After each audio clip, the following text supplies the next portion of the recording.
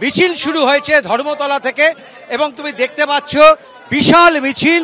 বিভিন্ন বামপন্থী সংগঠন তারা একসঙ্গে মিছিলে পা মিলিয়েছেন এবং তাদের আজকে এই মিছিলের মূল স্লোগান, মূল দাবি সেটা হচ্ছে যে গোটা দেশ জুড়ে যেভাবে বাঙালিদেরকে অপমান করা হচ্ছে, যেভাবে বাঙালিদেরকে হেনস্থা করা হচ্ছে, বিশেষ করে পরিযায়ী শ্রমিকদের যেভাবে বিভিন্ন রাজ্যে বিশেষত বিজেপি শাসিত রাজ্যগুলোতে হেনস্থার মুখে পড়তে হচ্ছে, আটক করে রাখা হচ্ছে, তার প্রতিবাদে জানিয়ে বামপন্থীদের ডাকে এই মিছিল।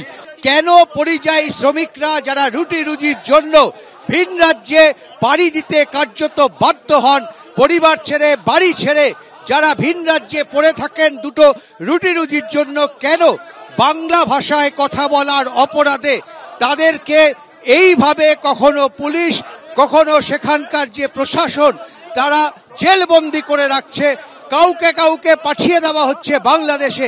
এর প্রতিবাদে জানাতেই কিন্তু এই মিছিল।